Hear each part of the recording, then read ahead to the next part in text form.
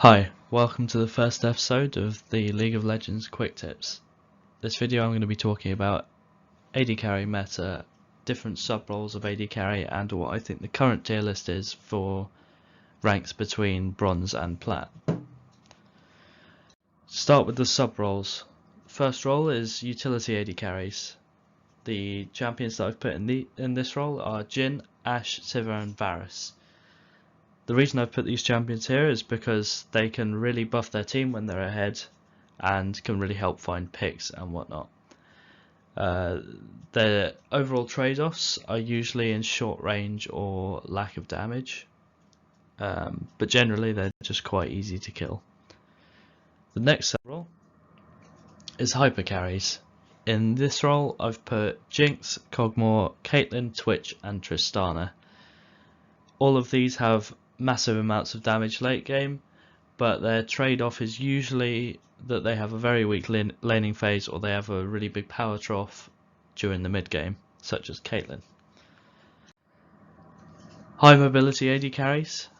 I have put Lucian and Draven in this group because they can both really get around a fight as long as there's no hard CC hitting them, or if there's a point and click. Draven's got his W to sprint around with, and Lucian's got his E, which is reset every 2 spellcasts. Generally throughout the game they have a really well balanced power curve, meaning that their laning phase is, in Draven's case, good, but in others it's decent, and then mid game is decent, and then late game is decent as well. They don't excel at any specific point in the game. So this group is Outliers, which are champions that I've missed out from the other 3 groups for different reasons. I'll go through these now. So with Ezreal, for him to be a better pick than another alternative, then you have to be able to play him very, very well, because his damage is pretty lackluster compared to a lot of other crit AD carries. He spikes a bit earlier, which is good, but again his damage is pretty lackluster going into late game unless you can play him well. His strengths are in his mobility around fights. He moves around a fight very uniquely and is very good at getting in and out of fights, so he's very good at punishing mistakes, which is something that's very difficult to recognise unless you're in higher ranks, basically. You're just better off playing another AD carry over him. Kallista's very similar. The way she moves around the fight is very unique, and the way she interacts with her support is also very fundamental to her gameplay, especially in laning phase. Vayne, again, moves around the fight very differently, but she's a bit different in the fact that you can just sit back like a normal AD carry and just hit frontline, and she does that very well as well. But she is very easy to kill, so it's kind of a trade-off. You could pick her, but you might be better off picking a Caitlyn or a Trist or something. Corki, I've put him in this group because I feel like he's a mid laner. There's not much reason for him to be played bot lane right now. I'll go over the reasons later on where you might want to play him bot lane, but he's just more of a mid laner. He's really weak bot lane, and I wouldn't suggest playing him at all. Misfortune, I wasn't really sure what group to put her in. I would put her closest to hyper carries, but she's not really a hyper carry. She's a weird one because she's a very strong laner. She has quite a lot of utility, and she's extremely good at team fighting. If you can get a big ult off, then you'll just shred a whole team. So, like I say, I wasn't sure what group exactly to put her in.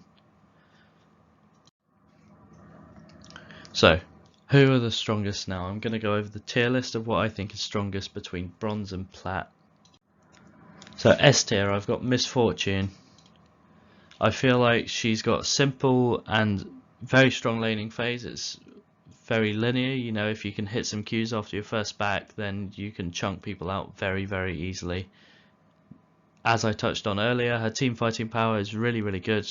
If you can hit a big ult, you'll destroy a whole team.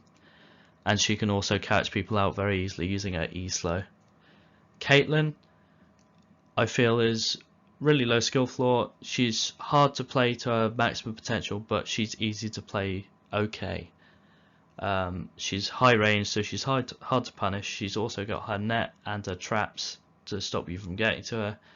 And lower elo games tend to go on longer, and Caitlyn is one of the more scary champions with full build.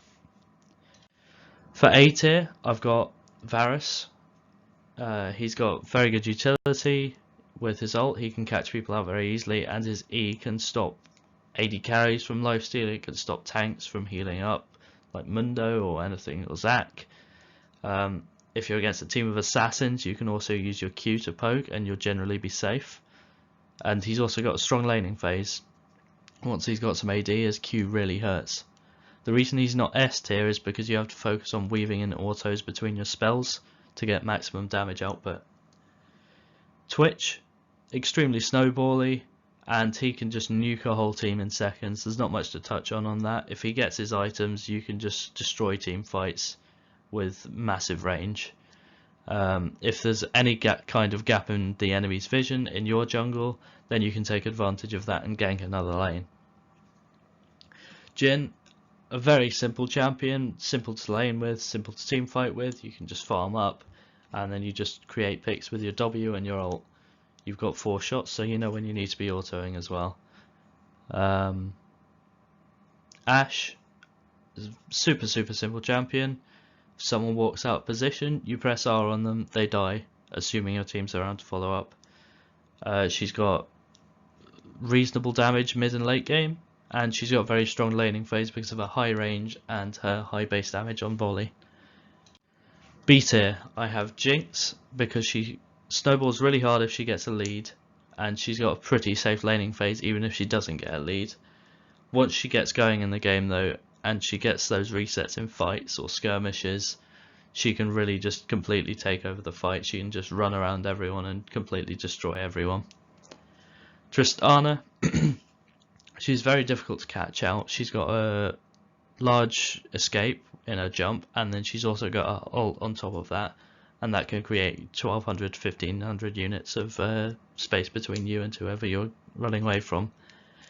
In her mid game, her damage on champions is kind of lackluster. Once some bruisers or tanks have got a bit of armor, it's kind of but she can take towers really fast, so if you're able to get to the towers, they'll probably be gone. She's also an extremely strong late game carry, which again goes back to slightly longer games in lower elo really favour her. Lucian, he's incredibly mobile. He can dash around as much as he wants basically, and his laning phase is very much dependent on your ability with the champion.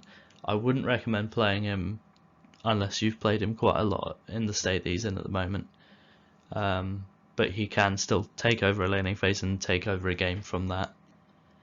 Draven, again, if you know his mechanics very well, if you know how to catch his axes, then he's a great pick, because he snowballs extremely hard. All you need is that one kill and you can just take over the lane, and he's just a well-rounded AD carry if you can play him mechanically, because he doesn't really have any drop-off in power throughout the game. So in the C tier, also known as trash tier, I've got Corki. I feel like Corki shouldn't be picked bot lane because he's very reliant on levels, and it's really important for him to get those levels. So if he gets ahead in bot lane, like significantly ahead, then it can work out really well, because he gets what he needs. But other than that, he's better off in mid lane. The times you could think about picking him are when your team is full AD team, so you can round out your magic damage, and also if the enemy team is a really squishy team, because not that many people will itemize that much MR, so you can blow them up extremely easily. Kog'Maw, he's kind of fallen out of meta for quite a while now, since his broken point. He's very lackluster at the moment. It's basically old Kog'Maw but worse because he's been nerfed. He's extremely difficult to play and very reliant on his team. So for those reasons, I don't think he's worth picking, even though you have that really good late game damage. It takes so long to get there, and he's so difficult to play that it might not even be worth it. You might as well pick something else. So